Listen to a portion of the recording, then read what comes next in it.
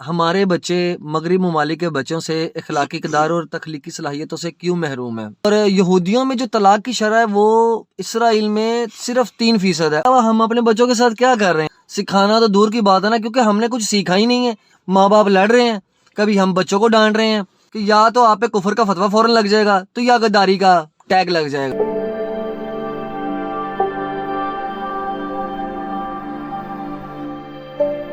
السلام علیکم ناظرین، میرا نام ہے محسن رضا اور آپ دیکھ رہے ہیں یوٹیوب چینل۔ آج میں بات کروں گا کہ ہمارے بچے مغربی ممالک کے بچوں سے اخلاقی اقدار اور تخلیقی صلاحیتوں سے کیوں محروم ہیں۔ اس کی خاص وجہ ہے۔ پہلے میں آپ کو ایک چھوٹی سی مثال سناتا ہوں، ٹھیک ہے؟ ایک کنٹری کی جو اس وقت بلا واسطہ پوری دنیا پر قابض ہے، ٹھیک ہے؟ پوری دنیا پہ بلا واسطہ حکومت کر رہا ہے۔ جی ہاں، آپ سب جانتے ہیں کہ اسرائیلی ہے۔ ان کا تھوڑا سا میں آپ کو طور طریقہ بتاؤں کہ وہ اپنے بچوں کے ساتھ کیسے ٹریٹ کرتے ہیں۔ ان کی ایک لیڈی میڈی ڈیوڈ اس کا نام، اسرائیلی خاتون، اس کے ہاں ایک بچے کی پیدائش متوقع تھی، تو وہ روزانہ ایک ادارے میں 4 گھنٹے کے لیے جایا کرتی تھی، جہاں اس کو ریاضی کی مشقیں وہ کروائی جاتی تھی تاکہ بچہ ذہین پیدا ہو، اور خوراک میں وہ مچھلی، دودھ، دالیں، گوشت اور پھل وغیرہ استعمال کرتی، اور سرکاری طور پر اس کو وظیفہ دیا جاتا تاکہ وہ ایک صحت مند یہودی جو ہے وہ پیدا کر سکے۔ اس کے شوہر کا بھی رویہ مثبت تھا، کیونکہ وہ بھی سب چاہتے تھے کہ ایک ایسا بچہ پیدا ہو جو کہ نوبل پرائز حاصل کرے، اور یاد رہے کہ 80% جو نوبل پرائز ہیں وہ ویسے بھی یہودی ہی جو ہے وہ حاصل کرتے آئے ہیں۔ خیر، ان کے ہاں ایک بچہ پیدا ہوا جس کا نام انہوں نے جوزف رکھا، اور بچے کا پیدائش کے وقت جو وزن تھا وہ 8 پاؤنڈ تھا، اور ماں بھی خاصی صحت مند تھی، اور بچے کو بہترین ابتدائی غذائیں دی جا رہی تھیں۔ 3 سال کی عمر میں اس بچے کو انہوں نے جو ہے دوڑ کی مشقیں، تیراکی اور نشانہ بازی کی مشقیں کرائیں تاکہ اس کے اندر یکسوئی اور فیصلہ سازی کا عنصر پیدا ہو سکے۔ اس بچے کو اخلاق اور تہذیب بھی سکھایا جاتا، اور کوئی بھی اس کے سامنے اونچی آواز میں بات نہیں کرتا تھا۔ اچھا، ایک دن وہ بچہ بڑا حیران ہوا کہ کیونکہ ان کے گھر مہمان وغیرہ آتے تھے تو اس کے والدین کافی مہمانوں کی خاطر تواضع کرتے تھے، لیکن ایک مہمان آئے، وہ مہمان کسی دوسرے کنٹری کے تھے، تو انہوں نے سگریٹ لگایا، تو اس کے والد صاحب نے کہا کہ آپ سگریٹ گھر سے باہر جا کے پئیں۔ تو اس مہمان نے کہا کہ 80% سگریٹ کی فیکٹریاں جو ہیں وہ یہودیوں کی ہی تو ہیں۔ اس یہودی نے جواب دیا کہ ہاں، فیکٹریاں ہماری ہیں، لیکن وہ ہمارا بزنس ہے، ہم سموکنگ نہیں کرتے، جیسے ہم پوری دنیا کے بچوں کو کارٹون نیٹ ورک اور ڈزنی ورلڈ دکھاتے ہیں، لیکن اپنے بچوں کو ہم گھڑ سواری، تیراکی، نشانہ بازی اور ریاضی سکھاتے ہیں۔ ہمارے اسرائیلی بچے کیلیفورنیا کے بچوں سے ذہنی استعداد میں 6 سال آگے ہیں۔ یہ اس یہودی نے اس کو بتایا، اور اس نے کہا کہ ہمیں پتہ ہوتا ہے کہ کس بچے کو ڈاکٹر بنانا ہے، کس کو انجینئر بنانا ہے، کس کو سائنسدان بنانا ہے، اور کس کو سیاستدان بنانا ہے۔ تو یہ اس کی ساری زندگی کے لیے پہلے سے ہی اس کی ٹریننگ کر دی جاتی ہے اور ساتھ ساتھ کی جا رہی ہوتی ہے۔ اچھا، جب وہ بچہ 6ٹھی جماعت میں تھا تو اسے اسکول میں ایک پروجیکٹ دیا گیا کہ تم نے $3000 سے $7000 کما کے دکھانے ہیں، اور تیسری کلاس سے وہ ریاضی اور حساب کتاب کی کلاسز لے رہا تھا، لیکن وہ اس پروجیکٹ میں ناکام ہو گیا۔ پھر اس کو مزید ایکسٹرا ریاضی کی، حساب کتاب کی کلاسز لینی پڑیں، اور پھر اگلے سال اس نے جو ہے 7ویں جماعت میں اسکول کے فراہم کردہ $5000 سے اس نے $16000 کما کے دکھایا، جس کے بعد اس کو یہ چھوٹ ملی کہ وہ اپنی ہائی اسکول کی تعلیم کے لیے اپنی مرضی کے مضامین جو ہیں ان کو چوز کر سکتا ہے، لیکن صرف وہ بھی سائنسی مضامین۔ تو خیر، جوزف وہ بچہ جس کا نام تھا، اس نے نیوکلیئر فزکس کا انتخاب کیا۔ اچھا، یہ وہ سال تھا جب جوزف نے، یعنی کہ اس کی میٹرک کی کلاس تھی، تو اس نے پہلی دفعہ زندگی میں پیپسی، چپس اور چاکلیٹ وغیرہ کھائی،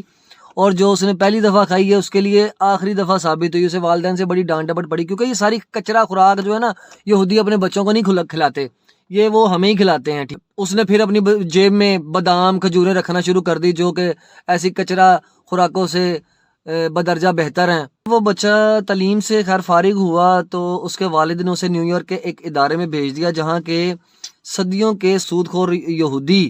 ٹھیک ہے، اپنے بچوں کو جو ہیں وہ تعلیم کے لیے اور کاروبار کے لیے بلا سود قرضے فراہم کرتے ہیں تاکہ ان کے بچے تخلیقی صلاحیتوں سے محروم نہ رہیں اور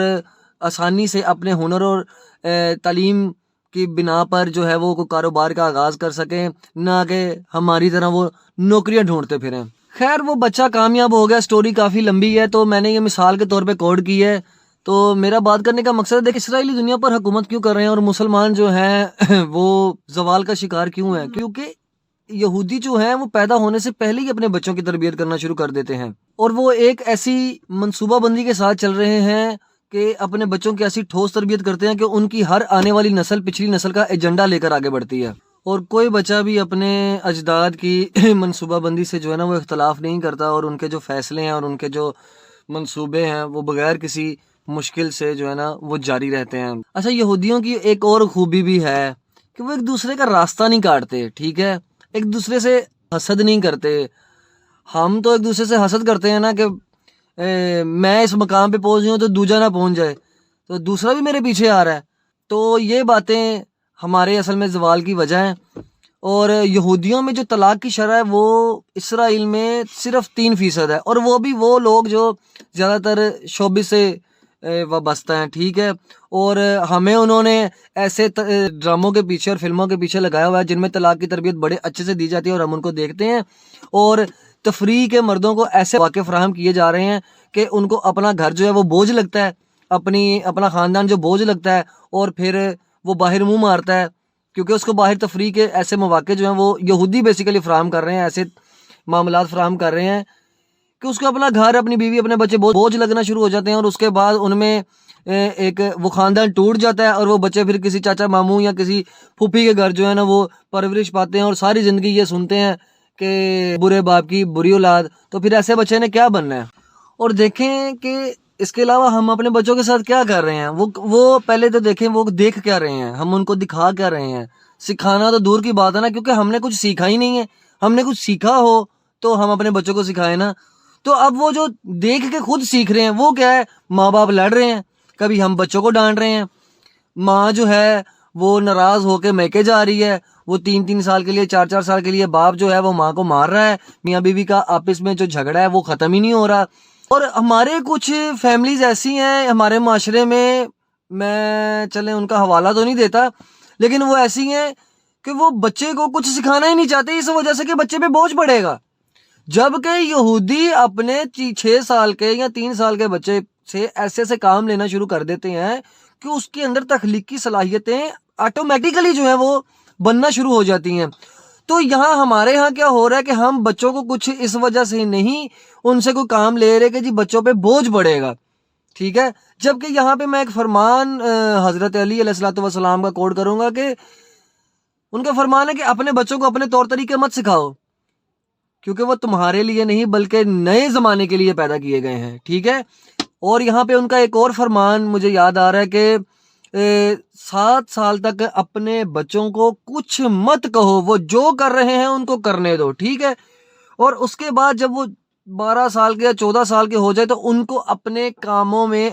اپنے ساتھ ملا لو، ٹھیک ہے، جو بھی آپ کام کر رہے ہیں۔ ایک پوری معاشرتی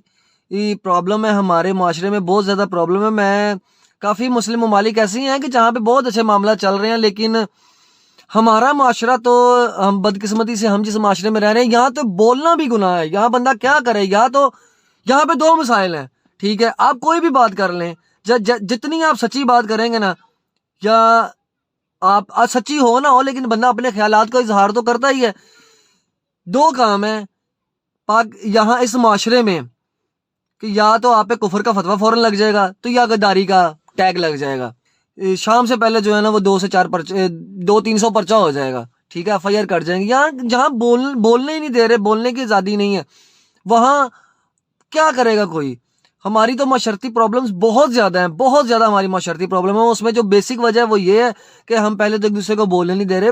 بولیں گے تو پتہ چلے گا، بولیں گے تو علم بھی پھیلے گا، ایک دوسرے کو بولنے تو دیں خدا کا واسطے۔ ویڈیو کافی لمبی ہوگی، اس موضوع پہ پھر میں آگے کبھی بات کروں گا، اور میری اگلی ویڈیوز میں انشاءاللہ میں لوگوں سے سوال و جواب بھی کروں گا انہی موضوعات پہ، معاشرتی معاملات پہ، ٹھیک ہے، معاشرتی اصلاحات پہ، میں باہر لوگوں سے بھی جو ہے نا